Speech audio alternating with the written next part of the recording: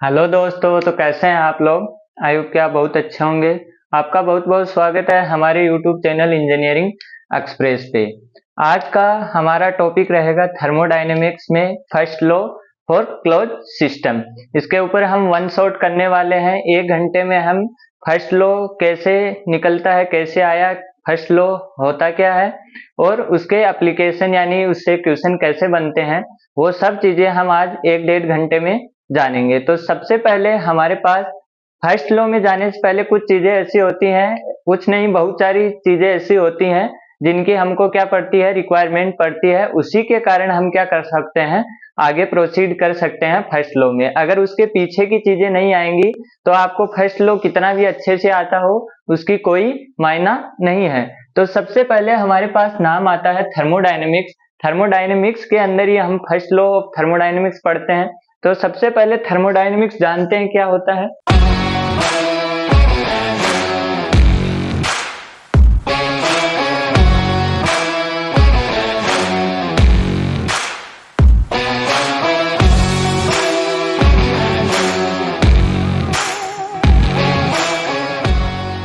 Thermodynamics जब भी हम पढ़ते हैं तो हम तीन चीजें इसके अंदर पढ़ते हैं बेसिकली। तीन चीजें क्या क्या होती हैं, पहला मास का ट्रांसफर होता है, दूसरा हमारे पास हीट का ट्रांसफर होता है और तीसरा हमारे पास वर्क का ट्रांसफर होता है। यानी कि हम घूम फिर के इन्हीं तीन चीजों पे पूरी में बात करते रहते हैं। जैसे मास का ट्रांसफर हो गया, मास जा रहा है, मास नहीं जा रहा है, मास क्लोज सिस्टम है, ओपन सिस्टम है, यानी कि मास के बारे में पढ़ते हैं, हीट का ट्रांसफर हो रहा है नहीं हो रहा है और वर्क का ट्रांसफर पढ़ते हैं। और हमारा फर्स्ट लॉ भी इसी पे डिपेंड है। तो बेसिकली थर्मोडायनेमिक्स में तीन ही चीजें हमेशा पढ़ी जाती है। इसके अलावा कोई नई चीज आपको कहीं भी देखने को नहीं मिलेगी कि मास, हीट और वर्क के अलावा उसके अंदर कोई ट्रांसफर हो रहा है। अब जब थर्मोडायनेमिक्स पढ़ते हैं तो सबसे पहले हमारे पास नाम आता है सिस्टम। ये सिस्टम पूरा इसी पे डिपेंड है। सिस्टम सिस्टम सिस्टम, पूरे दिन हम सिस्टम सिस्टम करते रहते हैं। सिस्टम हमारा क्या होता है, सिस्टम के रिस्पेक्ट में हम ये तीनों चीजें देखते हैं। सिस्टम हमारा वो चीज होती है जिसपे हम क्या करने वाले हैं, थर्मोडायनेमिक्स अप्लाई करने वाले हैं। तो यानी कि हमारे पास कोई भी ऑब्जेक्ट है, जैसे पिस्टन सिलेंडर हो गया, टरबाइन हो गया, हीट पंप हो गया, ऐसी जो भी चीजें होती हैं वो हमारा क्या होती है, पर्टिकुलर सिस्टम। और उसके जो सिस्टम के अलावा जो भी बच गया वो हमारा क्या होता है, सराउंडिंग होता है। यानी सिस्टम के अलावा जो भी बचा वो क्या होगा, सराउंडिंग होगा। और सिस्टम और सराउंडिंग के बीच में एक लेयर होगी जिससे हम इसको क्या करेंगे, दोनों को अलग अलग करेंगे कि यहां तक हमारा सिस्टम है और यहां तक हमारा सराउंडिंग है। वो हमारी क्या होगी, बाउंड्री। वो हमारी क्या होगी, बाउंड्री होगी। अब सिस्टम हमारे पास कितने टाइप का आता है, सिस्टम हमारे पास आता है 3 टाइप का। पहला टाइप क्या होता है, क्लोज सिस्टम, ये आप भी जानते होंगे। दूसरा होगा ओपन सिस्टम और तीसरा होता है आइसोलेटेड सिस्टम।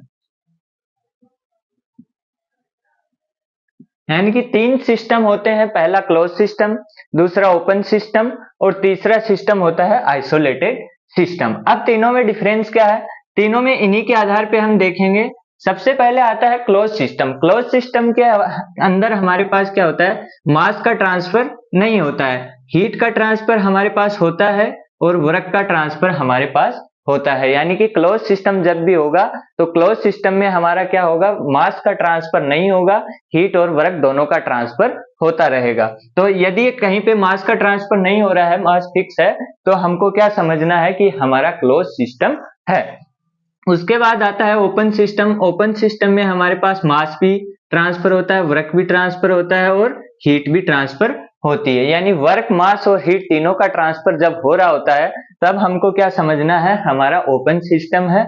और आइसोलेटेड सिस्टम की बात करें तो यहाँ पे ना मास का ट्रांसफर होगा, ना हीट का ट्रांसफर होगा और ना वर्क का ट्रांसफर होगा। तो ये ऐसा सिस्टम अभी प्रैक्टिकली कोई है नहीं, लेकिन इसको हम नाम क्या देते हैं, आइसोलेटेड सिस्टम। तो ये चीज हो, 3 चीजें हो गई हमारे पास, आइसोलेटेड सिस्टम, क्लोज सिस्टम और ओपन सिस्टम। उसके बाद आता है हमारे पास बाउंड्री। बाउंड्री भी हमारे पास 2 टाइप की होती है। पहला टाइप होता है हमारे पास रियल बाउंड्री और दूसरा हमारे पास होता है इमेजिनरी बाउंड्री।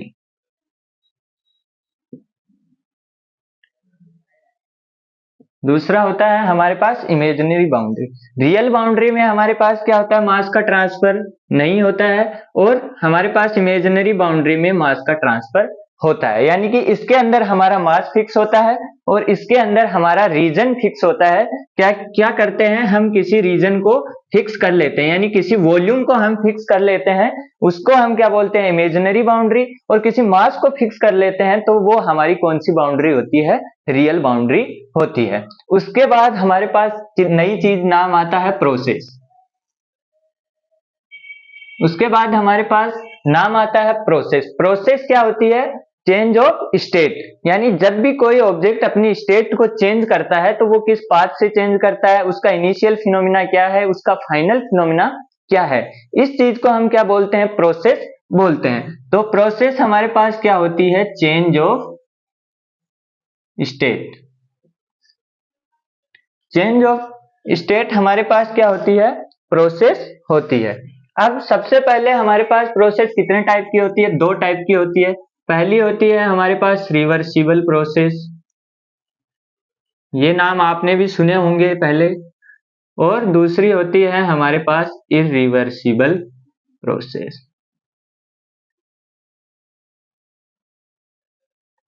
अब रिवर्सिबल प्रोसेस क्या होती है कि हमारे पास किसी ऑब्जेक्ट वापस जाके वहीं पे वापस आ जाए, उसको हम क्या बोलते हैं, रिवर्सिबल प्रोसेस। और इरिवर्सिबल प्रोसेस हमारी क्या होती है कि हम वापस उस स्टेट पे नहीं आ सकते जहां पे हमारा पहले सिस्टम था। यानी सिस्टम ने काम किया, वो आगे चला गया, अब वो उसी पोजीशन पे वापस नहीं आ सकता, वो होती है हमारी इरिवर्सिबल प्रोसेस। और रिवर्सिबल प्रोसेस होती है हमारी कि सिस्टम ने काम किया लेकिन फिर भी वो अपनी पोजीशन में वापस आ जाए, तो हम क्या करते हैं, इसको रिवर्सिबल प्रोसेस बोलते हैं। लेकिन जब अब तक जो आपने पढ़ा था वो डेफिनेशन गलत थी कि वापस सिस्टम अपनी जगह आ जाए उसको रिवर्सिबल प्रोसेस बोलते हैं।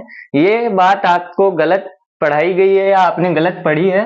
रिवर्सिबल प्रोसेस वो प्रोसेस होती है कि कोई सिस्टम वापस वही हीट लेके उसी पोजीशन पे वही वर्क और वही हीट लेके वापस उसी पोजीशन पे आ जाए, उसको हम क्या बोलते हैं, रिवर्सिबल प्रोसेस। ध्यान से सुनना, पहले वाली डेफिनेशन क्या थी कि हमारा सिस्टम क्या हो रहा है, वापस उसी पोजीशन में आ जाए, उसको हम रिवर्सिबल प्रोसेस बोल रहे थे। लेकिन वो चीज हमारी क्या है, गलत है। हमारी रिवर्सिबल प्रोसेस होती क्या है कि कोई भी सिस्टम जो हीट पहले रिजेक्ट हुई थी उसी हीट को वापस लेके उसी पोजीशन पे आ जाए, तो उसको हम क्या बोलते हैं, रिवर्सिबल प्रोसेस। देख, जैसे मैं यहाँ पे खड़ा हूं, मैं यहाँ पे गया और मैं वापस यहाँ पे आ गया, तो ये आपकी हिसाब से रिवर्सिबल प्रोसेस है, लेकिन ये रिवर्सिबल प्रोसेस नहीं है, क्योंकि मैंने यहाँ जाते टाइम जो हीट रिजेक्ट की सराउंडिंग में, वो हीट मैंने वापस नहीं ली।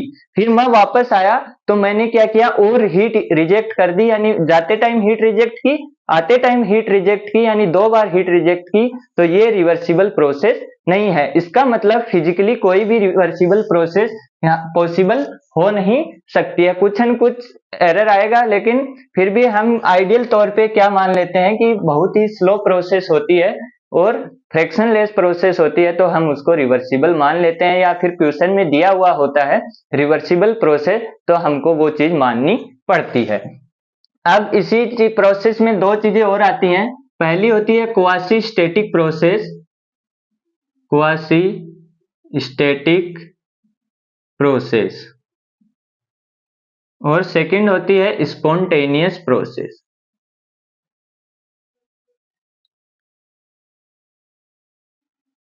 अब क्वासी स्टैटिक प्रोसेस क्या होती है, इनफाइनाइटली स्लो प्रोसेस। यानी कि कोई प्रोसेस हो रही है धीरे धीरे धीरे धीरे, 2 साल में, 1 साल में, पूरे दिन में, तो वो क्या होती है, बहुत धीरे होती है, तो उसको हम क्या बोलते हैं, क्वासी स्टैटिक प्रोसेस। और स्पॉन्टेनियस प्रोसेस क्या होती है, विद इन सेकेंड, यानी कि 1-2 सेकंड में हमारा क्या हो गया, स्पॉन्टेनियस प्रोसेस होती है। यानी 1-2 सेकंड में हमारा काम हो गया।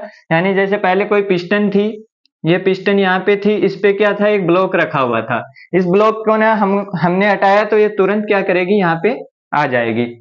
तो इसको हम क्या बोलते हैं, स्पॉन्टेनियस प्रोसेस।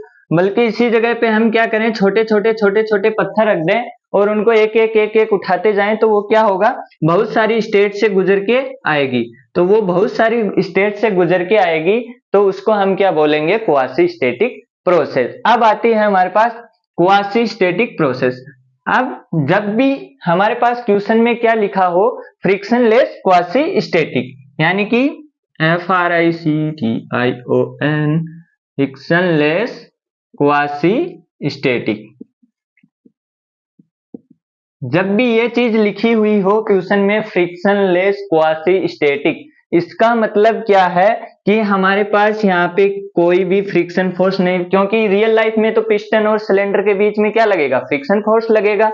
तो वो क्या हुई, हीट रिजेक्ट होगी, और हीट जैसे ही रिजेक्ट होगी हमारी कौन सी प्रोसेस बन जाएगी, इरिवर्सिबल प्रोसेस। तो उसके लिए क्वेश्चन में क्या लिखा रहता है, फ्रिक्शनलेस क्वासी स्टेटिक प्रोसेस, यानी कि कोई भी फ्रिक्शन लॉस नहीं है, इसका मतलब हमारी प्रोसेस कौन सी है, रिवर्सिबल प्रोसेस। उस केस में हमको क्या लगाने हैं, सारे रिवर्सिबल प्रोसेस के फंडे लगाने हैं, क्योंकि क्वेश्चन ने क्या बोला है, फ्रिक्शनलेस क्वासी स्टेटिक, और फ्रिक्शनलेस क्वासी स्टेटिक प्रोसेस को ही हम रिवर्सिबल प्रोसेस बोलते हैं। अगर कहीं पे क्वासी स्टेटिक लिखा हुआ है सिर्फ, तो हम उसको रिवर्सिबल प्रोसेस नहीं बोलेंगे। अगर ऐसा लिखा हुआ है फ्रिक्शनलेस क्वासी स्टेटिक, तभी हम क्या बोलेंगे, रिवर्सिबल प्रोसेस बोलेंगे।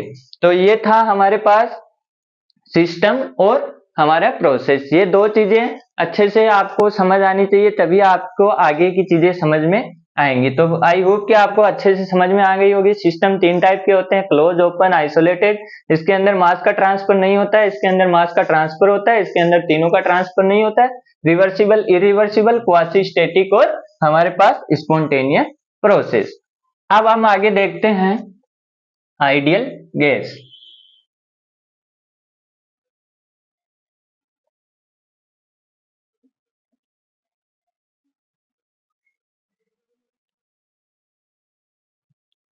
आइडियल गैस के बारे में हम देखते हैं, हमने क्या पढ़ा है, आइडियल गैस की इक्वेशन हमने पढ़ रखी है, PV = NR/T।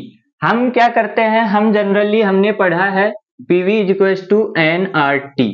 ये गलत है, सरासर गलत है। हमारी सही इक्वेशन क्या होती है, PV = NR/T। इसको हम क्या बोलते हैं, हमारी आइडियल गैस इक्वेशन। और इसी को मैं लिखूं तो एक दूसरी इक्वेशन होती है PV = MRT, वो वाला R यहाँ पे काम आता है। उसके साथ में आपको M लिखना है। M क्या होता है, मास होता है।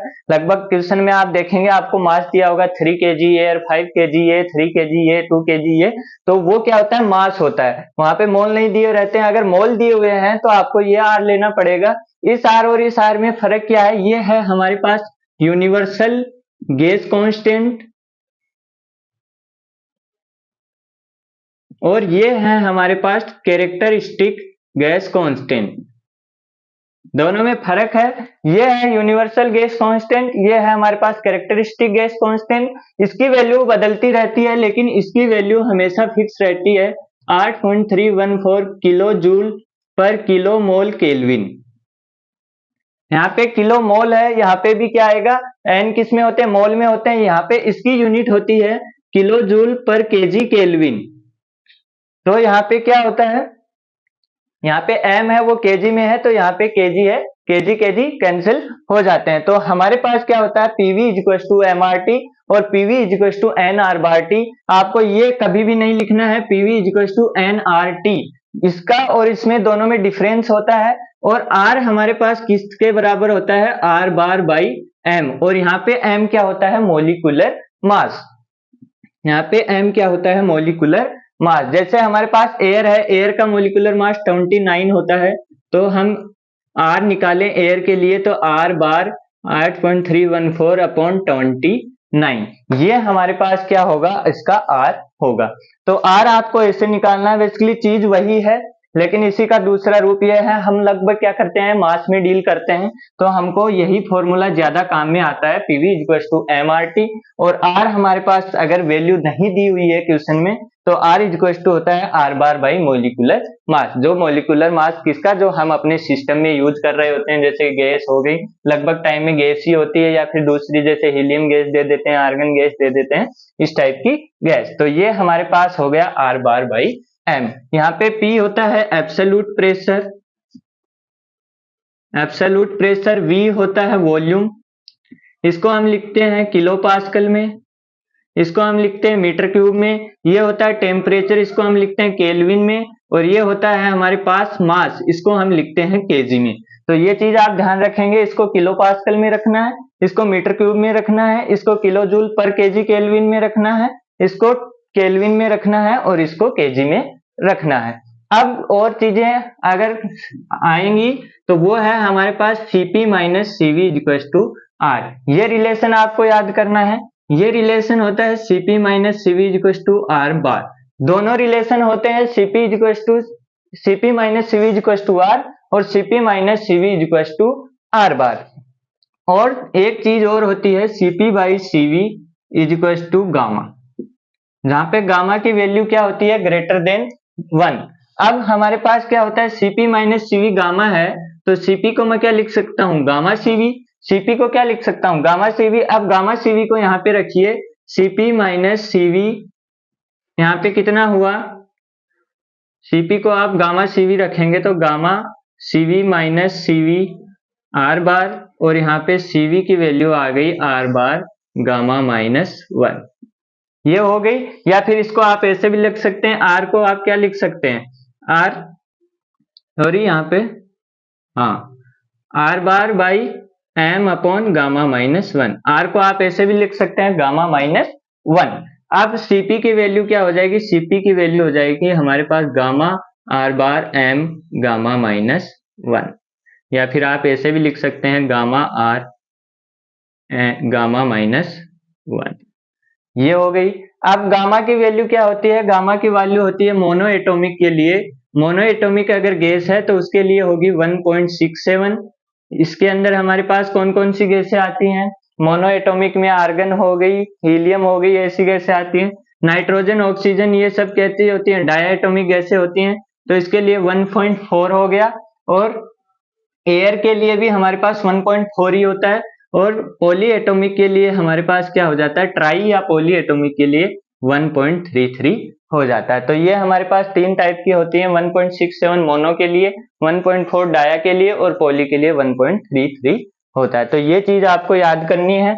आपको CV की वैल्यू निकालनी आनी चाहिए, आपको CP की वैल्यू निकालनी आनी चाहिए, आपको मोनो, डाया और ट्राया के बारे में पता होना चाहिए। तो ये वाली इस बोर्ड पे जो इंफॉर्मेशन लिखी है वो आपको अंगुलियों पे याद होनी चाहिए, तभी आप फर्स्ट लो लगा पाएंगे, वरना तो काम होने वाला नहीं है। तो आप याद कर लीजिए, PV equal to NR bar T, PV equal to MRT, और R हमारे पास R बार बाई M होता है, Cp बाई CV गामा होता है, Cp minus CV equal to R होता है। ये रिलेशन भी बहुत काम का है, क्योंकि कई बार आपको क्या दिया रहता है, R दिया रहता है, Cp दिया रहता है, CV की जरूरत पड़ती है, तो Cp को उधर ले जाके आपको क्या करना पड़ता है, CV की वैल्यू निकालनी पड़ती है। CV की वैल्यू और Cp की वैल्यू लगभग दी हुई होती है, लेकिन आपको फिर भी याद करना है। अब आगे हम आते हैं close work. Close system work कैसे निकालते हैं वो हम देखते हैं।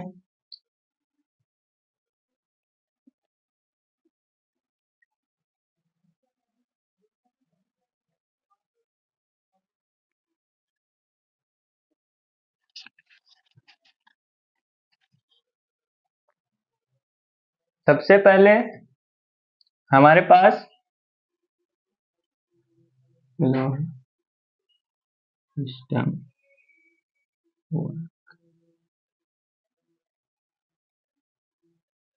क्लोज सिस्टम वर्क कैसे देते हैं हम, W equal to integration P dV।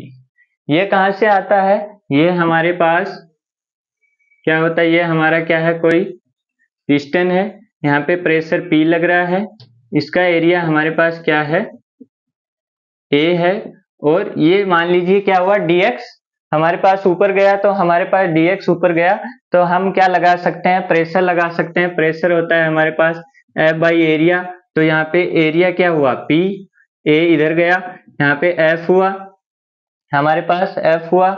उसके बाद हम क्या कर सकते हैं, इसको इंटीग्रेट कर सकते हैं। W क्या होता है हमारे पास, F इंटू dx, तो हमारे पास P dx A equal to F dx, यानी कि ये क्या हो गया, dW हो गया।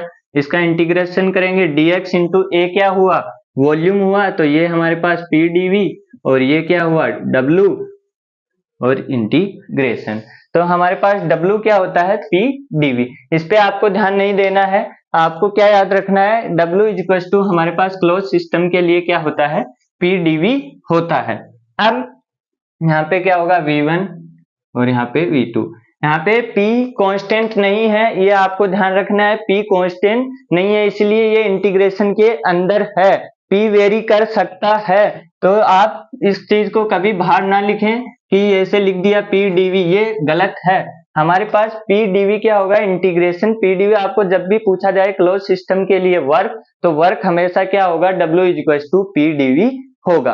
अब जब भी हमारे पास पीवी का हमको क्या दिया हो, ग्राफ दिया हो, जैसे हमारे पास ये कोई प्रोसेस है, ये ऐसे हो रही है, जब भी प्रोसेस ऐसे होती है तो हमारे पास वी पे जो एरिया प्रोजेक्टेड होता है वो हमको क्या देता है, वर्क देता है, इसको हम क्या बोलते हैं, वर्क देता है।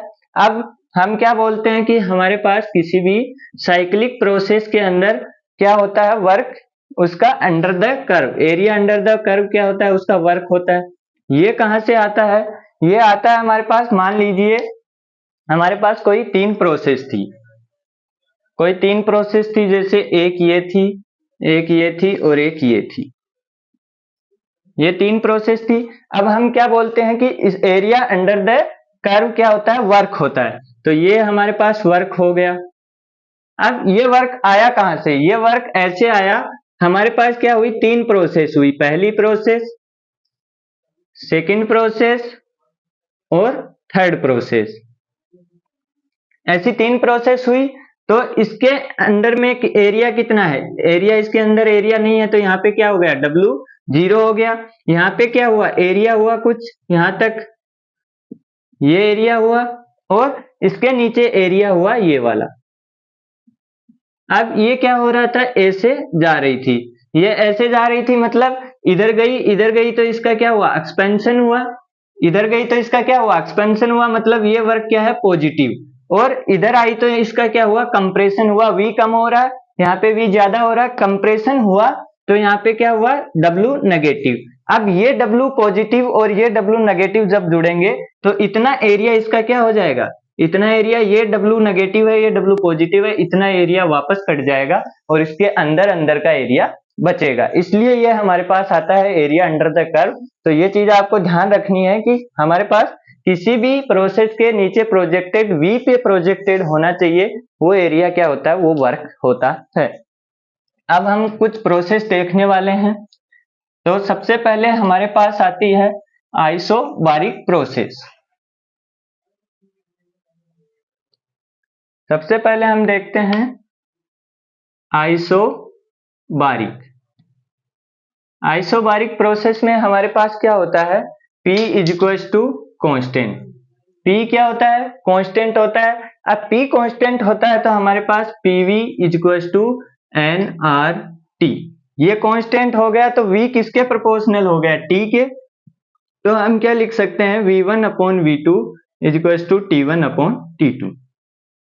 ये रिलेशन हम लगा सकते हैं जहां भी क्वेश्चन में लिखा हो कि हमारे पास P कांस्टेंट है, कांस्टेंट प्रेशर है, तो हमारे पास V1 upon V2 is equal to T1 upon T2 हम लगा सकते हैं, क्योंकि PV is equal to nRT में P कांस्टेंट हो गया, V किसके प्रोपोर्शनल हो गया, T के, क्योंकि n R बार क्या है हमारा, n R बार तो कांस्टेंट है।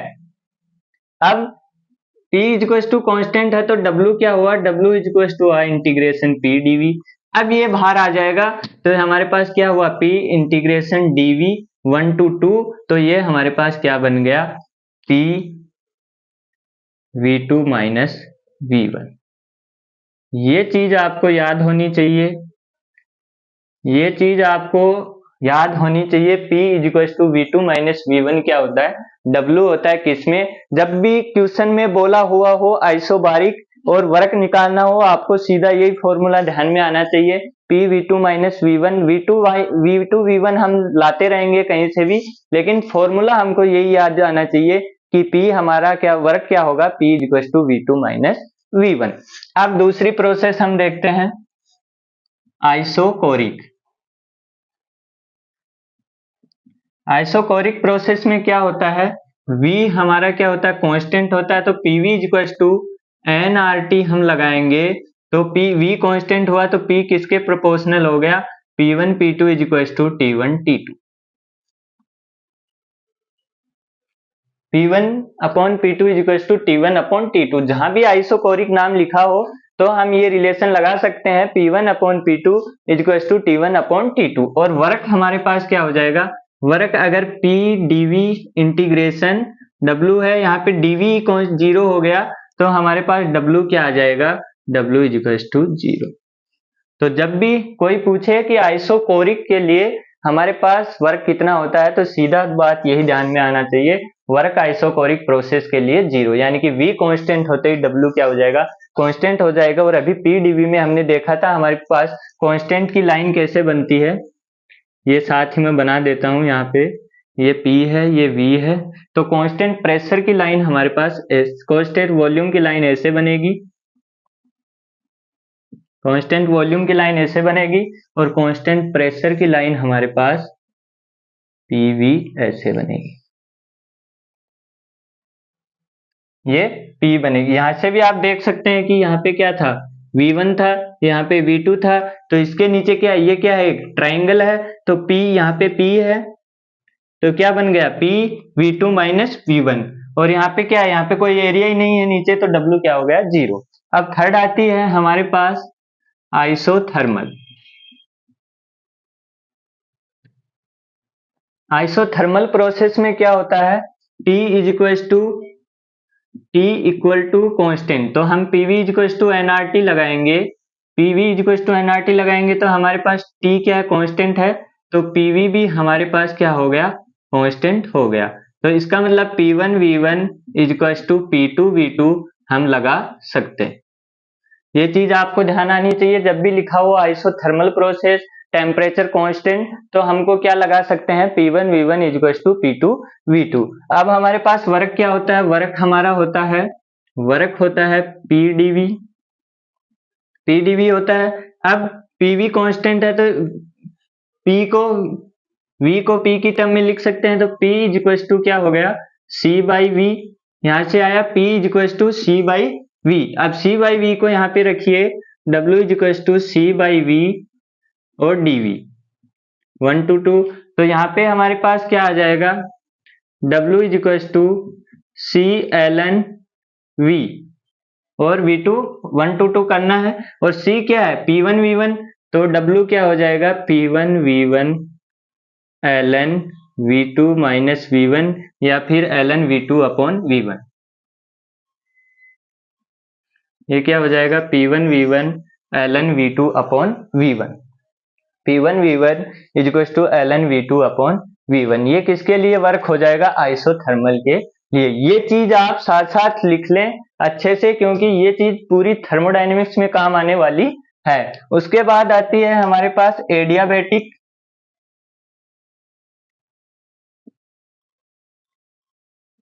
एडियाबैटिक प्रोसेस क्या होती है, एडियाबैटिक प्रोसेस के अंदर, इसके अंदर अगर मैं बनाऊं तो यहाँ पे हमारे पास कुछ ऐसा बनेगा, ये P और ये V, ये कुछ ऐसा बनेगा। उसके बाद आती है एडियाबैटिक। एडियाबैटिक में हमारे पास क्या होता है, PV की power gamma is equal to constant, तो हम क्या लिख सकते हैं, P1 V1 gamma is equal to P2 V2 gamma. ये चीज आपको याद होनी चाहिए, P1 V1 gamma is equal to P2 V2 gamma लगा सकते हैं। गामा हमारे पास क्या हो सकता है, मोनो के लिए 1.67, डाया के लिए 1.4, पॉली के लिए 1.3, तो ये हमारे पास गामा की वैल्यू हो सकती है। तो P1 V1 गामा बराबर P2 V2 गामा। अब सेम ऐसे ही आप क्या रखेंगे, P की वैल्यू क्या हो जाएगी, P की वैल्यू हो जाएगी C बाई V की पावर गामा, और फिर आप इसको रखेंगे किसके अंदर, PdV में, तो यही आएगा सेम। हमारे पास क्या बन जाएगा, W क्या बन जाएगा, W हो जाएगा P1 V1 minus P2 V2 gamma minus 1। यह क्या बन जाएगा, P1 V1 minus P2 V2 upon gamma minus 1, ये इसका फॉर्मूला बन जाएगा। फिर हमारे पास आती है पॉलीट्रोपिक। पॉलीट्रोपिक पॉलीट्रॉपिक में गामा किससे रिप्लेस हो जाता है, एन से। एन यानी एन कुछ भी वैल्यू हो सकती है, तो हमारे पास पीवी की power n is equal to constant, तो P1V1 की power n is equal to P2V2 की पावर एन हम लिख सकते हैं। और वर्क हमारे पास सेम ही होगा, P1V1 minus P2V2 upon n minus 1। ये क्या हो जाएगा इसके लिए। अब इसका अगर ग्राफ बनाएं तो वो कुछ ऐसा बनेगा, वो भी सेम ऐसा ही बनेगा। तीनों आइसोथर्मल की तरह ही दिखेंगे, लेकिन इसका स्लोप ये सबसे ऊपर होगी, ये बीच में होगी और ये सबसे नीचे होगी। यानी कि n की वैल्यू क्या होगी, गामा से छोटी होती है, तो गामा n क्या आ जाएगा, बीच में आ जाएगा और ये हमारे पास नीचे आ जाएगा। ये क्या हो जाएगी, n की वैल्यू 1, ये n और ये गामा। यानी कि आइसोथर्मल में गामा की वैल्यू कितनी है, 1 है, तो यहाँ पे 1n गामा तीनों ऐसी दिखेंगे। अगर तीन प्रोसेस ऐसे दी हुई हैं तो सबसे ऊपर वाली क्या होगी, आइसोथर्मल, बीच वाली पॉलीट्रोपिक और नीचे वाली क्या होगी हमारे पास, एडियाबैटिक प्रोसेस। तो ये चीज आपको ध्यान रखनी है। एक चीज और मैं बता देता हूं, जब भी हम वर्क बाय द सिस्टम होता है, वर्क बाय द सिस्टम होता है तो हम हमेशा पॉजिटिव लेते हैं, पॉजिटिव वर्क। और जब वर्क ऑन द सिस्टम होता है, वर्क ऑन द सिस्टम होता है, तब हम नेगेटिव वर्क लेते हैं। तो जब भी सिस्टम क्या होता है, वर्क करता है तो पॉजिटिव वर्क होता है, और जब हम सिस्टम को वर्क देते हैं तो हमारे पास क्या होता है, नेगेटिव वर्क होता है। तो ये चीजें आप नोट कर लीजिए अच्छे से और इनको याद कर लीजिए, क्योंकि ये चीज बहुत काम की चीज है। तो इस चीज को आप छोड़ नहीं सकते। अगर ये आपको नहीं आती है तो आपको आगे क्लास देखने का कोई मतलब नहीं है। अगर आप यहाँ तक आए हो, क्लास देख रहे हो, तो आप क्या करना है, इसको पहले याद कर लीजिए, 2 मिनट वीडियो रोक के। ये चीजें, ये रिलेशन और ये चीजें, ये 5 फॉर्मूले आपको याद होने ही चाहिए, तभी आप फर्स्ट लोगे क्वेश्चन लगा पाओगे, अन्यथा आप क्वेश्चन नहीं लगा पाओगे। Isothermal PV2 minus V1, W is equal to 0, P1V1 ln V2 upon V1, W is equal to P1V1 minus P2V2 upon gamma minus 1 n minus. ये याद है तो ये भी याद है, ये थोड़ा डिफरेंट है, बाकी ये तो नॉर्मल फॉर्मूले हैं और ये आप क्या कर सकते हैं, इनके ग्राफ याद कर सकते हैं। अब अगर एक चीज और मैं बता देता हूं, अगर आपको क्या हो रहा है, हीट सप्लाई हो रहा है, हीट सप्लाई हो रहा है सिस्टम में, तो सिस्टम क्या करेगा, एक्सपैंड करेगा। सिस्टम क्या करेगा, एक्सपैंड करेगा। और अगर सिस्टम हीट रिजेक्ट कर रहा है, हीट रिजेक्ट कर रहा है, तो हमारे पास क्या होगा, एक्सपेंशन। ये हीट सप्लाई करेंगे तो क्या होगा, एक्सपैंड होगा, और हीट रिजेक्ट करेगा तो क्या होगा, कंप्रेशन होगा। यानी कि कंप्रेशन होगा मतलब वॉल्यूम कम होगा, वर्क क्या होगा, नेगेटिव। हीट देंगे तो हमारे पास क्या होगा, वॉल्यूम बढ़ेगा, तो वर्क क्या होगा, पॉजिटिव। तो ये चीज आप नोट करके याद कर लीजिए, आगे फिर हम देखते हैं।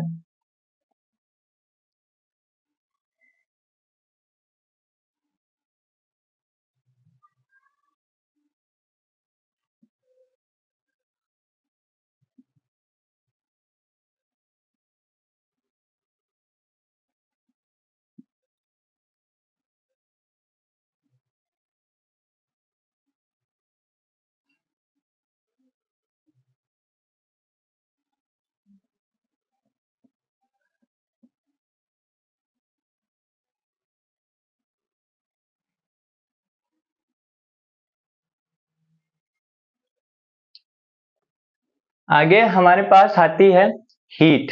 हीट क्या होता है, और हमारे पास एक आती है एंथैल्पी। हीट क्या होती है,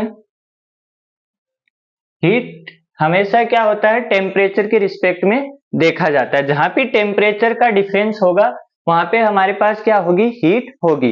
यानी कि जैसे यहाँ पे टेम्परेचर 100 डिग्री है और यहाँ पे 50 डिग्री है, तो यहाँ पे हीट क्या होगी, टेम्परेचर के कारण कोई भी फिनोमिना चेंज हो रहा है तो वो क्या होती है, हीट होती है। और फिनोमिना भी कैसा होना चाहिए, नेगेटिव होना चाहिए। यानी कि ये टेम्परेचर हमेशा इससे कम होना चाहिए, ना कि ज्यादा। अगर ऐसे कोई है 200, तो ये हमारे पास क्या है, ये हीट ट्रांसफर नहीं है, ये जबरदस्ती करवाया जा रहा काम है। लेकिन ये अपने आप होगा तो इसको हम क्या बोलते हैं, हीट ट्रांसफर बोलते हैं। तो इसको हम क्या बोलते हैं, हीट। अब जब भी हम क्या करते हैं, सिस्टम को हीट देते हैं, तो सिस्टम को हीट देते हैं तो हमारे पास क्या होता है, पॉजिटिव होता है, पॉजिटिव हीट, और सिस्टम से हीट निकलती है तो हमारे पास क्या होगी, नेगेटिव होगी। आई बात समझ में। एक चीज हमारे पास होती है एंथैल्पी। एंथैल्पी हमारे पास क्या होती है, H बराबर U प्लस PV। ये इसलिए बता रहा हूं क्योंकि ये अभी आगे काम आएगी। तो इससे पहले आप दो फॉर्मूले याद कर लीजिए, du और dH। du इक्वल टू होता है mCV dt और dH होता है mCP dt। इसके बाद हम क्या करेंगे, फर्स्ट लॉ ऑफ थर्मोडायनेमिक्स पढ़ेंगे। ये दो फॉर्मूले आप और याद कर लीजिए, उसके बाद आप फर्स्ट लॉ का हर एक क्वेश्चन लगा सकते हैं। तो हमारे पास क्या होता है, du equal to mCV dt और dH हमारे पास क्या होता है, mCP dt। इसको आप कहाँ से आया, क्या आया, ये सब छोड़िए, आंख मीच के याद कर लीजिए, mCV dt और dH होता है mCP dt। CV CP की वैल्यू आपको निकालनी आती है। m हमारे पास मास है, T हमारे पास टेम्परेचर डिफरेंस है, और H हमारी एंथैल्पी है, और U हमारे पास इंटरनल एनर्जी है, और PV हमारा वर्क है। अब हम देखते हैं फर्स्ट लॉ ऑफ थर्मोडायनेमिक्स। अभी तक जो 30 मिनट में भाषण हुआ है उसमें अगर आपको कुछ भी नहीं आता है तो आप आगे मत पढ़िए, भले ही चाहे आप पढ़ेंगे अपना टाइम वेस्ट करेंगे, क्योंकि अगर वो चीजें कहीं से भी नहीं आती हैं, उन पे आपकी पकड़ नहीं है, तो आप फर्स्ट लॉ का एक क्वेश्चन भी नहीं बना पाएंगे। मैं पहले आपको क्लियर बता देता हूँ कितनी चीजें थी। पहली बात हमारे पास क्या थी, सिस्टम कितने टाइप के होते हैं, फिर रिवर्सिबल इरिवर्सिबल थी। उसके बाद हमने 5 टाइप के वर्क पढ़े, W आइसो बार के लिए कितना होता है, आइसोकोरिक के लिए कितना होता है, आइसो थर्मल के लिए कितना होता है, एडियाबेटिक के लिए कितना होता है, सीपी माइनस सीवी पढ़ा, CP minus CV equal to R होता है, सीपी बाई सीवी गामा होता है, सीपी की वैल्यू क्या होती है, सीवी की वैल्यू क्या होती है, मोनो के लिए कितना होता है, डाया के लिए कितना होता है, ये सब चीजें हमने देख ली। अब वो सब चीजें आपको याद होनी चाहिए, आइसोबारिक में कौन सा रिलेशन लगा सकते हैं, आइसोथर्मल में कौन सा रिलेशन लगा सकते हैं, एडियाबेटिक में कौन सा रिलेशन लगा सकते हैं, उतना कुछ आपको पता होना ही चाहिए। अब हम आते हैं फर्स्ट लॉ ऑफ थर्मोडायनेमिक्स पे।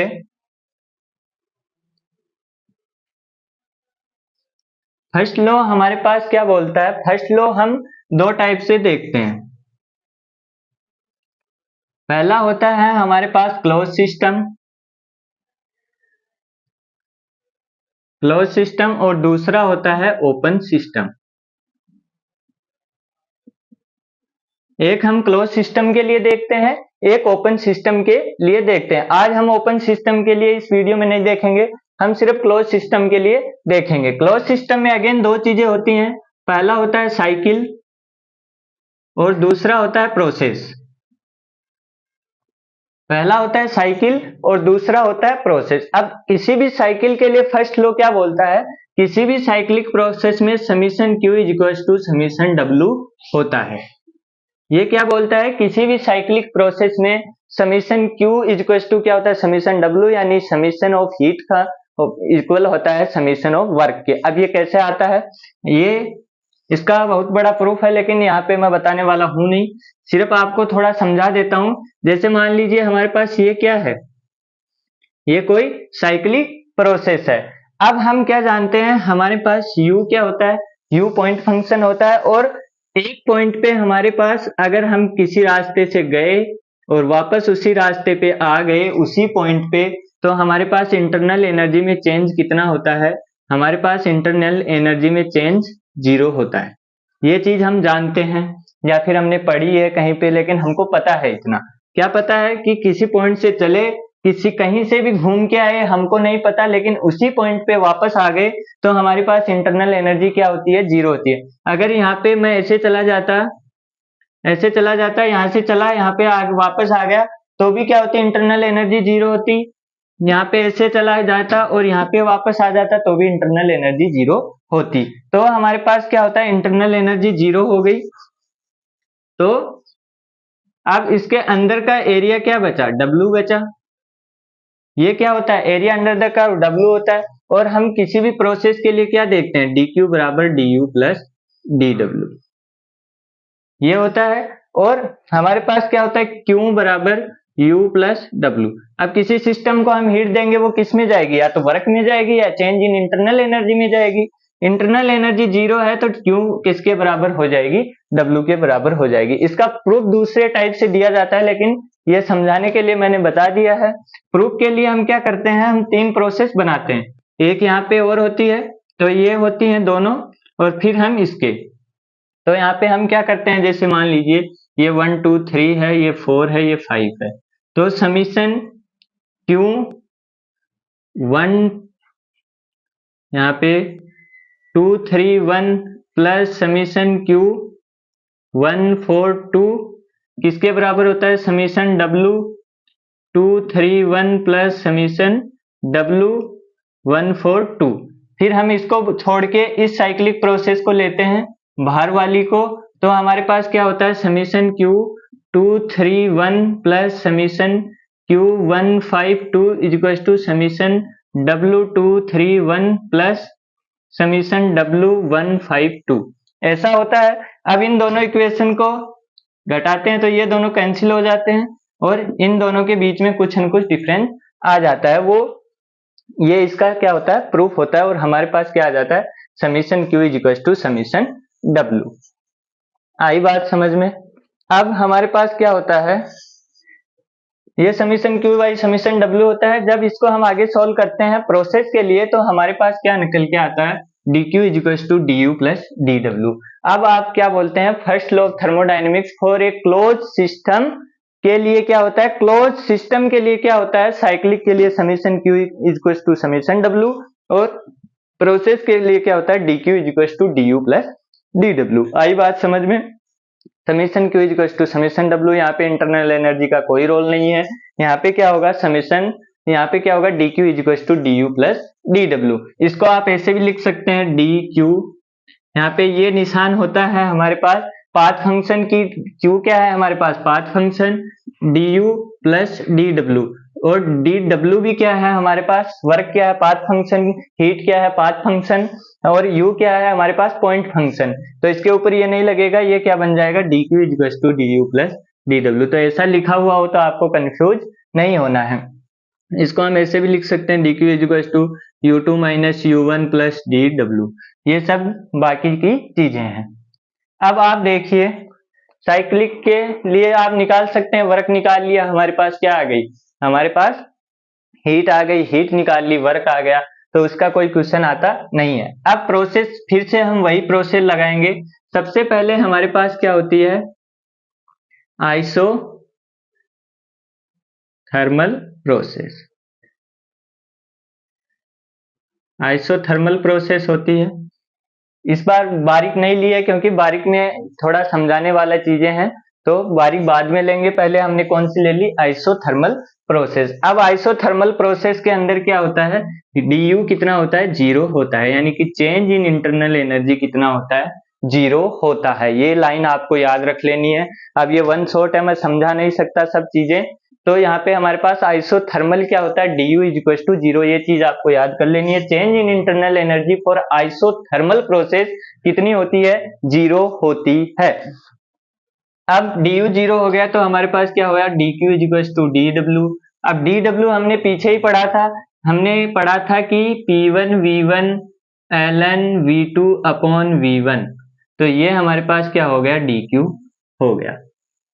dQ इक्वल टू dW हमारे पास कितना हो गया, P1 V1 ln V2 upon V1, यानी कि हीट हमारे पास कितनी हो गई आइसोथर्मल प्रोसेस में, P1 V1 ln V2 upon V1।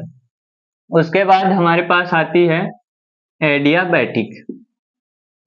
Adiabatic के अंदर हमारे पास क्या होता है, dQ इक्वल टू 0 होता है। ये चीज आपको याद रखनी है, जहां भी क्वेश्चन में एडियाबैटिक लिखा हो, dQ इक्वल टू 0 तुरंत कर देना है। ये चीजें सोचने लायक नहीं होती हैं क्वेश्चन में कि ये क्या दे दिया। आइसोथर्मल लिखते ही आपको पता लग जाना चाहिए कि हमारे पास क्या होना चाहिए, du 0 होना चाहिए। एडियाबैटिक लिखते ही आपको पता होना चाहिए कि dQ हमारा क्या होगा, 0 हो जाएगा। तुरंत dQ को 0 मारिए, यहाँ पे 0 हो गया, du प्लस dW, और यहाँ पे क्या हुआ, du equal to minus dW, या फिर हाँ du equal to minus dW। अब dW हमने पढ़ाई था P1 V1 minus P2 V2 upon gamma minus 1। ये किसके बराबर आ जाएगा? Change in internal energy. इसको आप U2 माइनस U1 की जगह आप लिख सकते हैं U1 माइनस U2, क्योंकि ये वाला माइनस इधर आ जाएगा तो ये क्या हो जाएगा? रिवर्स हो जाएगा, U1 माइनस U2, और हमारे पास क्या बन जाएगा? P1 V1 minus P2 V2 upon gamma minus 1। आई बात समझ में? तो ये क्या बन गया हमारे पास? एडियाबेटिक के लिए ये चीज आपको याद होनी चाहिए, ये चीज याद होनी चाहिए। थर्ड में आता है हमारे पास आइसोकोरिक। आइसोकोरिक होते ही क्या हमारे पास V कांस्टेंट हो गया। V कांस्टेंट हुआ तो क्या बना? dq बराबर du प्लस dw। dq बराबर du प्लस dw। dw क्या हुआ? खत्म हुआ, क्योंकि du प्लस pdv ये क्या हो गया? pv वर्क है तो pdv, ये क्या हुआ? कांस्टेंट है तो जीरो हुआ, तो हमारे पास क्या बचा? dq is equal to du, dq is equal to du बचा। और हमारे पास dq is equal to du बचा, हमने पिछले वाले बोर्ड पे क्या लिखा था? du is equal to mcv dt, याद है कि नहीं? dq is equal to mcv dt, ये क्या थी? dv थी, तो हमारे पास क्या बन गया? mcv dt। cv क्या होता है? कांस्टेंट प्रेशर, कांस्टेंट वॉल्यूम पे स्पेसिफिक हीट, और कांस्टेंट प्रेशर पे स्पेसिफिक हीट क्या होती है? cp। तो यहाँ पे क्या हो गया हमारा? dq is equal to mcv dt। उसके बाद आता है हमारे पास आइसोबारिक। आइसोबारिक में क्या होता है? P is equal to constant होता है। ये मैंने आइसोबारिक इसलिए लास्ट में करवाई है क्योंकि dq is equal to du plus pdv, यहाँ पे कुछ भी नहीं कटेगा, यहाँ पे सब क्या हो रहा था? एक एक चीजें जीरो हो रही थी। यहाँ पे dw जीरो हुआ, dq जीरो हुआ, du जीरो हुआ, यहाँ पे कुछ नहीं होगा। अब क्या किया? dq is equal to d common ले लिया, d कॉमन लिया तो u प्लस pv। अब आपको याद हो तो H इज इक्वल टू क्या लिखा था? H इज इक्वल टू लिखा था U प्लस PV, याद है? पीछे अभी पीछे लिखा था। तो हमारे पास क्या हुआ? DQ इज इक्वल टू ये बन गया DH, और DH क्या लिखा था? DQ is equal to MCP dt, MCP dt। तो ये हमारे पास क्या हो गया? इसके लिए हीट हो गया। dq is equal to mcv dt, dq is equal to mcp dt, dq is equal to zero, dq is equal to p1 v1 ln v2 upon v1। आई बात समझ में? ये क्या होती है? पूरी प्रोसेस के लिए होती है। अब आपको क्या लगाना है? dq is equal to du w लगाना है आइसोथर्मल के लिए, तो आप क्या लगा सकते हो? du जीरो किया, dw आपको अगर निकालना है क्या? हीट, तो हीट ऐसे निकाल सकते हैं, वर्क भी इसके बराबर होगा। तो यहाँ पे आप ऐसा भी लिख सकते हैं dq is equal to du w, dq बराबर dw, हमारे पास क्या हो गया? p1 v1। dq यहाँ पे क्या हुआ? एडियाबेटिक प्रोसेस में q जीरो हुआ, dq जीरो हुआ, तो हमारे पास क्या आ गया? u1 minus u2 p1 v1 minus p2 v2 अपन गामा माइनस 1, और यहाँ पे mcv dt और mcp dt। ये होता है आपके क्लोज सिस्टम के लिए फर्स्ट लॉ। ये चीजें अगर आपको याद है, पीछे वाले वर्क यहाँ पे काम आए ना, वो काम आते रहेंगे, तो इनको पीछे की चीजें आपको याद होनी ही चाहिए, तो वो याद कर लीजिए, ये वाला बोर्ड आप याद कर लीजिए। इतना सा काम होने के बाद अब आप हर क्वेश्चन बना सकते हैं। अब क्वेश्चन करने वाले हैं।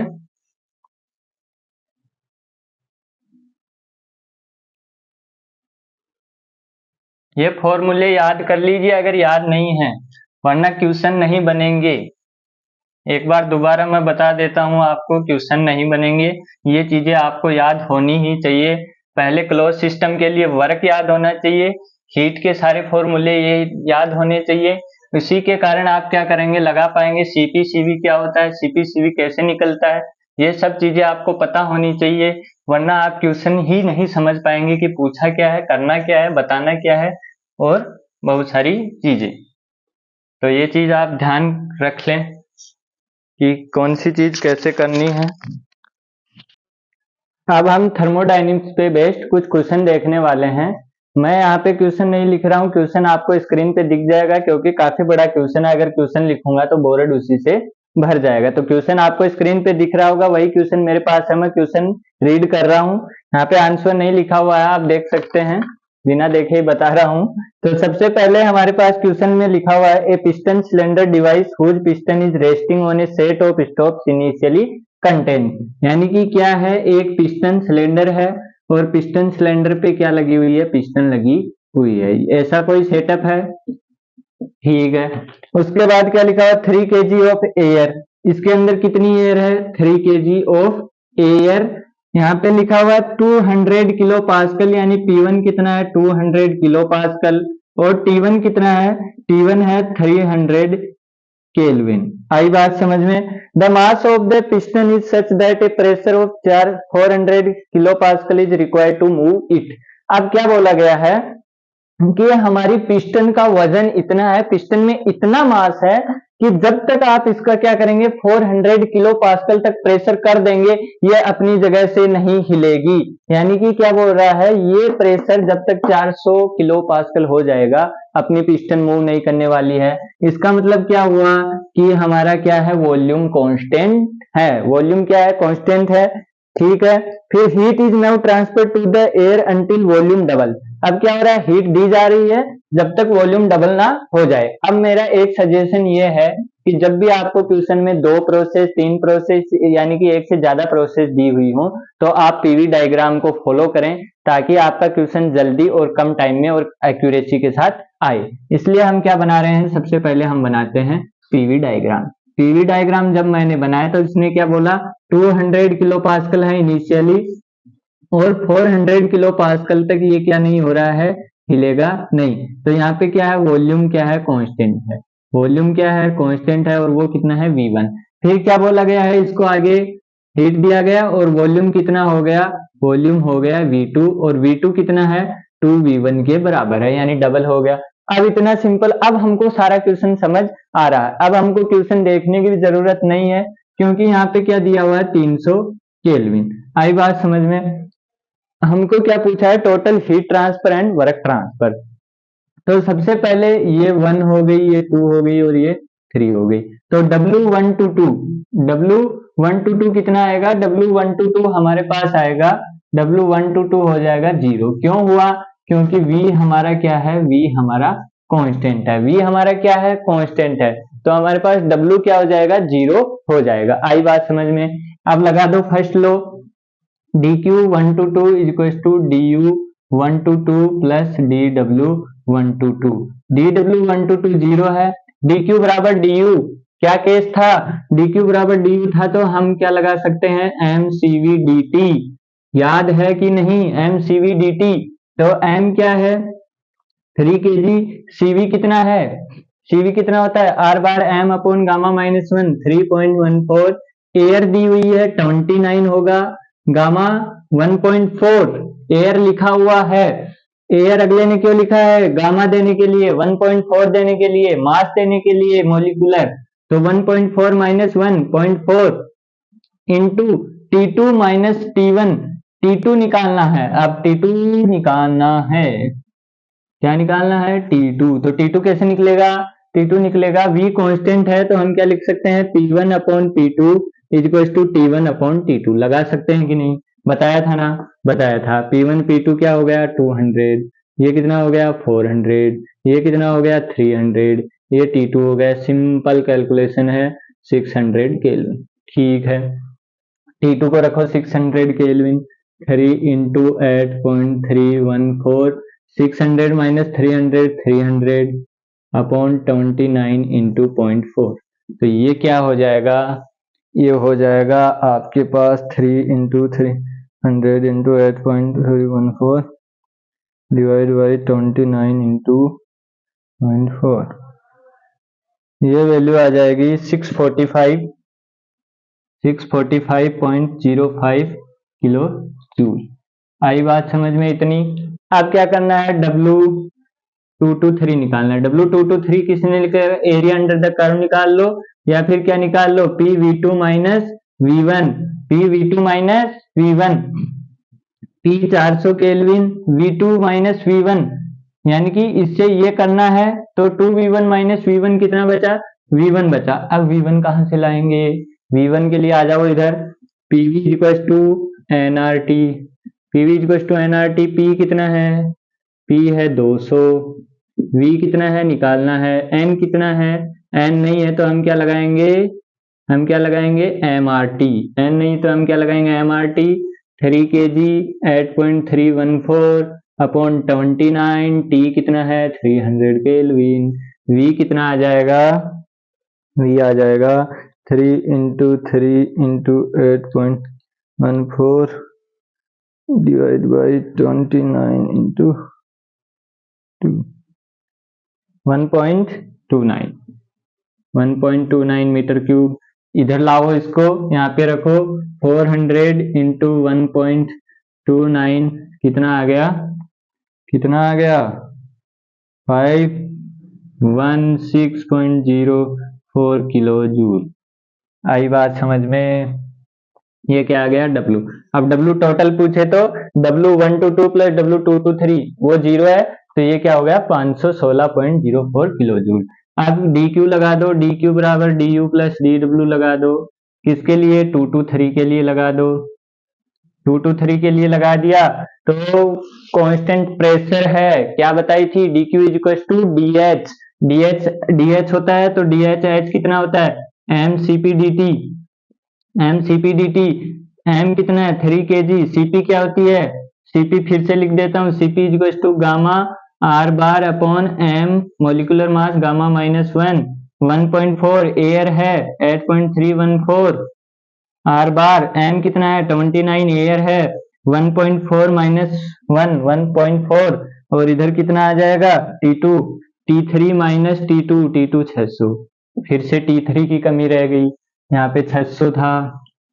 P कांस्टेंट है, तो V1 अपॉन V2 लगा दो, T1 अपॉन T2 लिख दो। P कांस्टेंट है, V1 कितना है, V1 ही है, 2V1 है, 600 है, T2 है, T2 कितना हुआ 1200 केल्विन, आया कि नहीं आया, अरे कोई डाउट है, 1200 केल्विन, तो ये कितना हो गया 3 × 1.4 × 8.314 1200 - 600 अपॉन 29 × 0.4 करो कैलकुलेशन, 3 × 1.4 × 8.314 × 600 डिवाइड बाई 29 × 0.4 कितना आएगा 18606.144 और इसको जोड़ दो टोटल के लिए, टोटल DQ कितना हो गया, टोटल DQ हो गया 645 और जोड़ दो तो कितना आ जाएगा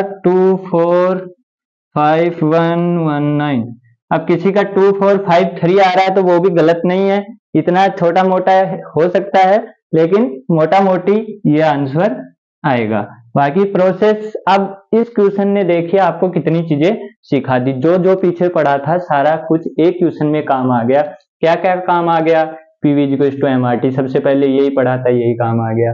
फिर प्रोसेसेस पढ़ी थी, V कांस्टेंट है, P कांस्टेंट है, तो P1 upon P2 T1 upon T2 लगा दो, V1 upon V2 = T1 upon T2 लगा दो, ये लगाया। W का फॉर्मूला आ गया, DQ DU आ गया, mCpdt आ गया, mCpdt आ गया, सारी चीजें एक में ही आ गई। तो ये क्वेश्चन एक बार नहीं 2 बार फिर से कर लेना क्योंकि बहुत अच्छा क्वेश्चन है, शानदार क्वेश्चन है, मजा आ जाएगा करके, तो एक बार इसको आप दोबारा कर लीजिए। अब अगला क्वेश्चन देखते हैं।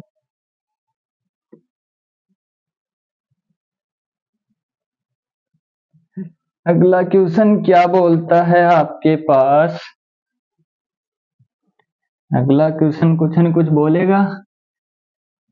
बोलेगा, तो उसको क्या करेंगे, सोल्व करेंगे, फिर से वही लगा देंगे, PV = MRT, P1 V1 = P2 V2, PV की पावर गामा = कांस्टेंट, ये कांस्टेंट, वो कांस्टेंट, ये कांस्टेंट, सब कुछ लगा दो एक साथ, इधर का उधर, इधर का उधर, इधर का उधर, है कि नहीं, यही करना है पूरा।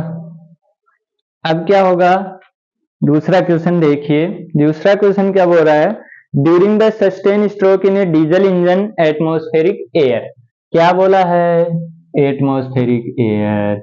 सबसे पहला काम, बहुत सारी चीजें दे दी, एयर नाम लिख के जिसपे हम ध्यान नहीं देते हैं। क्या बोला है, एयर एट 300 केल्विन T1 दिया है 300 केल्विन और P1 दिया है 100 mega pascal, kilo pascal, mega है 0.1 mega pascal. is driven into the engine cylinder and then it is compressed reversibly and adiabatically। Reversibly लिख के क्या बताना चाहता है कि यहाँ पे फर्स्ट लो लगेगा। फर्स्ट लो मतलब यहाँ पे क्या लगेगा, फर्स्ट लो। अगर इरिवर्सिबल लगा देते हम फर्स्ट लो नहीं लगा पाते, तो इसने क्या लिखा है अलग से, रिवर्सिबली, यानी कि प्रोसेस क्या है, फ्रिक्शनलेस क्वासी स्टेटिक। समझ में आया। और क्वासी स्टेटिक प्रोसेस होती है तभी हम क्या लगा पाते हैं, पीडीवी लगा पाते हैं। फिर क्या बोला है, एडियाबेटिकली। एडियाबेटिकली, ये देखो ये देखो, ये दे दिया, ये दे दिया क्या, dq दे दिया, dq कितना दे दिया, 0 दे दिया। pv की पावर गामा दे दिया, pv की पावर गामा दे दिया कांस्टेंट। एक नाम लिखा, दो इंफॉर्मेशन दे दी, कौन कौन सी, dq कितना होगा 0, pv की पावर गामा क्या होगी कांस्टेंट। नाम क्या लिखा, एक सिर्फ एडियाबेटिक। समझ में आया। अब क्या लिखा, वॉल्यूम, शुरू में वॉल्यूम कितना था, v था, v2 कितना हुआ, v/15 हो गया। 15 time original value, determine the temperature, pressure and work done. Temperature, pressure, अब सब चीजें आप निकाल सकते हैं। अब कुछ नहीं बचा इस क्वेश्चन में। गामा चाहिए, एयर दे दी 1.4, इसका m कितना होता है 29। अब क्या ही बचा है, P1 V1 की पावर गामा, P2 V2 की पावर गामा, लगा सकते हो, लगाओ जल्दी। तो ये कितना होगा 100, V1 की पावर, V की पावर 1.4, P2 निकालना है, V2 कितना है, V/15 है 1.4।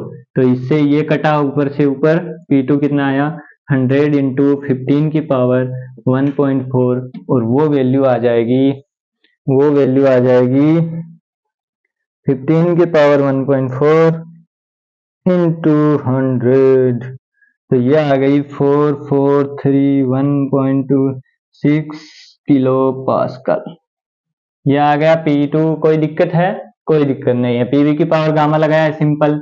अब क्या निकालना है, टी निकालना है। टी निकालने के लिए आप तीन रिलेशन पढ़ते हो, पीवी की पावर गामा कांस्टेंट, पहले नहीं बताया मैंने, आप बता दे रहा हूं क्योंकि अभी इसकी जरूरत पड़ी है। टीवी की पावर गामा -1 कांस्टेंट, टीपी की power 1 minus gamma upon gamma equals to constant. ये तीन रिलेशन पढ़ते हो तो ये फॉर्मूला अब आप लगा सकते हैं। टी कितना है इनिशियल 300, पी कितना है 100, 1 minus 1.4 upon 1.4 equals to T2 निकालना है, P कितना है 4431.26 की पावर 1 माइनस 1.4 अपॉन 1.4। निकालो जल्दी, निकालो जल्दी, कितना आया 1 माइनस 1.4 कितना आया, -0.4 डिवाइड बाई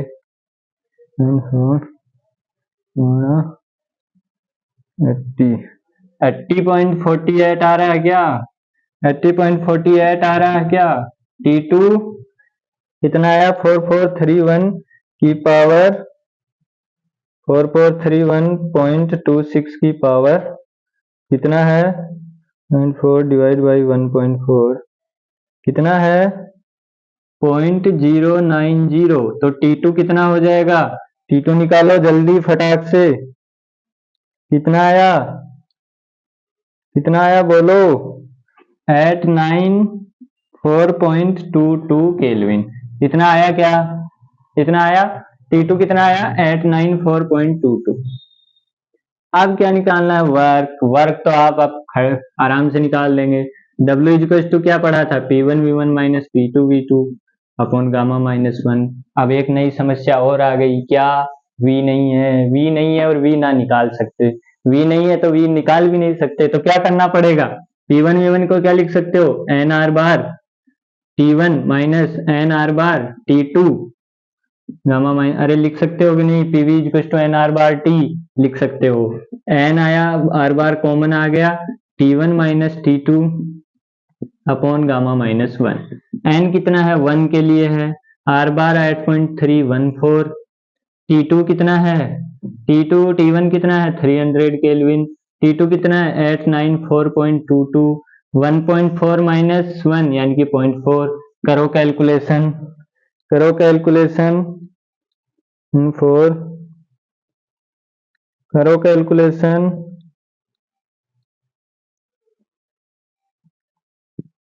ये आ जाएगा 1235.86 जूल, और इसको आप लिख सकते हैं 12.350 किलो जूल नेगेटिव।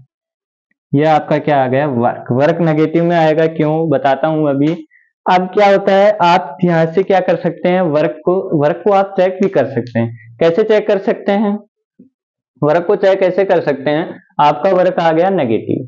अब आप वैल्यू तो चेक नहीं कर सकते, लेकिन आप ये चेक कर सकते हैं कि आप सही डायरेक्शन में जा रहे हैं या गलत में। W आया नेगेटिव, हमने क्या किया, इनिशियल में हमारे पास V था, V/15 यानी कि वॉल्यूम को कम किया है। और जैसे ही वॉल्यूम को कम किया, वॉल्यूम कब कम होगा, जब हम बाहर से एक्सटर्नल वर्क लगाएंगे। और जब वर्क ऑन सिस्टम होता है तो work negative, work by the system होता है तो वर्क पॉजिटिव। तो ऑन द सिस्टम था तो नेगेटिव आ गया। अगर यहीं पे उल्टा होता कि V का एक्सपेंशन होता है तो क्या होता है, W आता है, क्योंकि एक्सपेंशन तभी होता है जब सिस्टम हमारा वर्क करता है। आई बात समझ में। तो ये चीज है, हमारे पास वर्क क्या आया, नेगेटिव। तो यहाँ पे भी हमने क्या सीखा, 3 रिलेशन सीखे, ये तीनों आपको याद होने चाहिए। हमने क्या देखा, एडियाबेटिक है मतलब क्यों जीरो है, टी की पावर गामा क्या है, कांस्टेंट है, और यहाँ पे MR/T2 - T1 ये भी आपको लगाना आना चाहिए, NR बार या फिर M दिया होता तो MR/T1 - T2। तो आई हूँ ये सब चीजें थी। तो अब भी अगर आपको कोई डाउट है तो आप पूछ सकते हैं कमेंट बॉक्स में। मेरे हिसाब से अब कोई डाउट आपको रहना चाहिए नहीं चाहिए, लेकिन फिर भी कोई चीज समझ में आपको नहीं आ रही है तो आप कमेंट बॉक्स में पूछ सकते हैं। हम जल्दी से जल्दी आपका रिप्लाई देने का प्रयास करेंगे। तब तक के लिए आप पढ़ते रहिए, मुस्कुराते रहिए। धन्यवाद। जय हिंद, जय भारत। और अगर वीडियो अच्छी लगी हो तो वीडियो को एक लाइक और चैनल को सब्सक्राइब जरूर कर दीजिए।